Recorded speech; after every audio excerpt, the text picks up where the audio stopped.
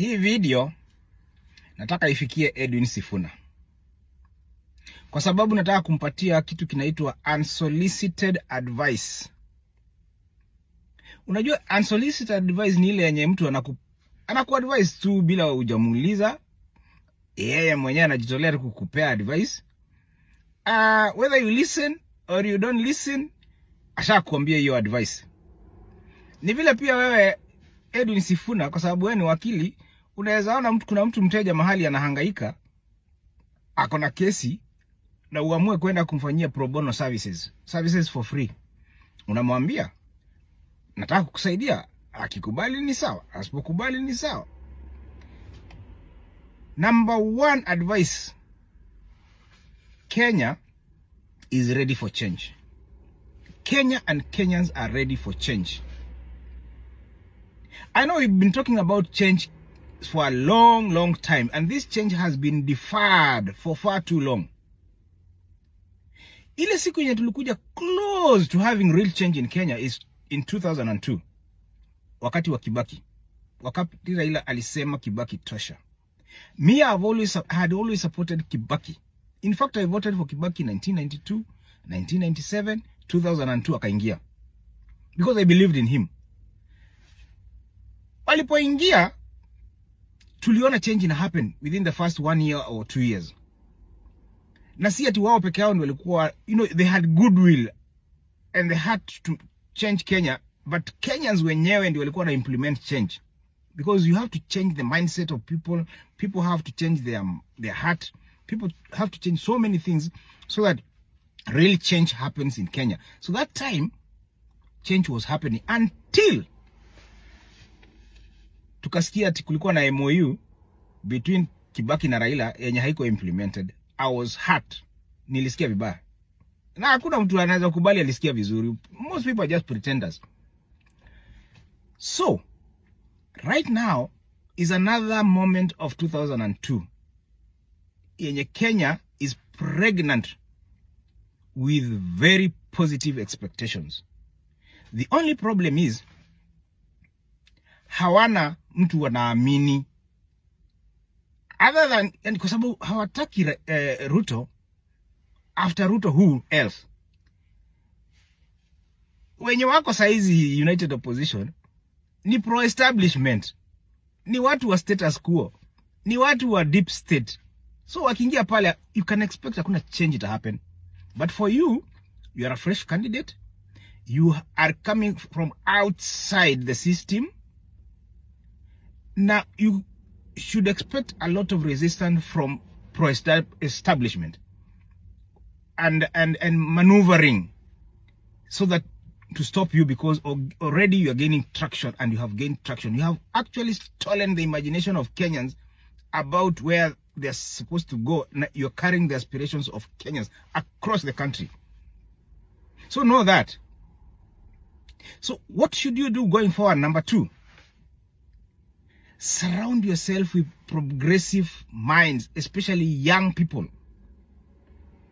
Na usikubali kuitwa hiyo mkutano ya usiku wanaitananga huko, because they will be trying to understand your mind.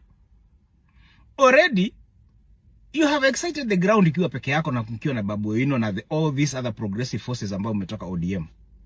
Now widen your net, and you are going to widen your net by doing hiyo mikutano unafanya, which is very good. Continue doing that. In fact, ukitoka Kakamega this weekend, enda Thika, Central Kenya, you'll be surprised by the massive crowd that will come there to support you. Thika kwa Mrima, Wakikuyu watakuja, because you are not a candidate of Mlembe Nation. Wewe ni candidate wa Kenya mzima. Wacha niko, yani sijui, I think you know. Anyway, I'm not saying that hauelewi. I know you know. The hour is now and the man is you, and you are all saying sisi ndio Sifuna. Why do you think that is gaining traction? Because you are carrying the aspiration of a generation which wants to break away with the past. Our dream, I've said, as a Kenyan nation about change, real change, has been deferred for way too long. But 2027, it's looking so great that ukistick and you go to the wire, you will be surprised that kila Mkenya atakuvotia, irrespective of tribe. In fact, hiyo stupidity ya tribalism imekuwa buried kabisa.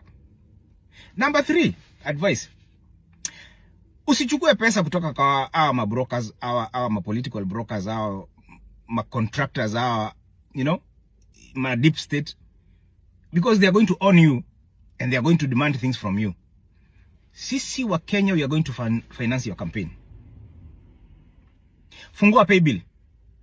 Tutakuchangia pesa across the country, so that your allegiance is only going to be to me, mwananchi wa kawaida, not to a cartel operative somewhere ati amekupea mabilioni kadhaa and then anakuthreaten, usipofanya hivi sijui nitafanya hivi. We are with you. Sijui kama unanisikiza. The moment is right and ripe for you. And even without having to call watu wengi ati wakuja ati we build coalition ma nini, akwambia you are enough. I don't know kama unaelewa what is happening. Ground is very receptive to you. Kwa sababu tumechoka. Na hajachoka, we are looking for we don't want to replace one candidate, one bad candidate or one bad president with another bad president. Nah, not this time. Na tutaki mambo matamu. By the way, uongeange mambo matamu. The facts zenye unaongeanga, those facts ndizo zinakuanga tamu. Facts zako zenye unatuambianga zenye tunaresonate nazo ndio zinakuanga tamu. Si maneno unakuanga nayo tamu. Ni vile tu unajua kudeliver, na hiyo ni kipawa. Nobody can take it away from you. So, unaona watu wote Matiang'i, Kalonzo, Gachagua, hata Wamalwa, Eugene, hawa ni watu pro-establishment. The united opposition was making sense before you came, because, tuko tunaona ni nani sasa, okay, tutaki Kasongo, so tufanye nini? Kenyans have been desperate, looking for somebody who can carry their aspiration across the country. What's up kusema ati wewe you are candidate ama ODM candidate? Unajua wameweza kusema ati wakati ulienda Kitengela ati watu wenye walikuja huko wengi ni wa kutoka sijui Machakos, wengine walikuwa ferried. You know what they insinuating? They insinuating that Wakikuyu ndio walikuwa ferried na Wakamba ndio walikuwa ferried na hawako na wewe. Ujinga. Kenyans wako na wewe irrespective mahali penye wanatoka. So, Edwin Sifuna, mimi apart from Mwai Kibaki ambaye nilichangia nikatolea pesa yangu ya campaign, sijawahi changia any other presidential candidate kwa sababu wote nilikuwa najua wote ni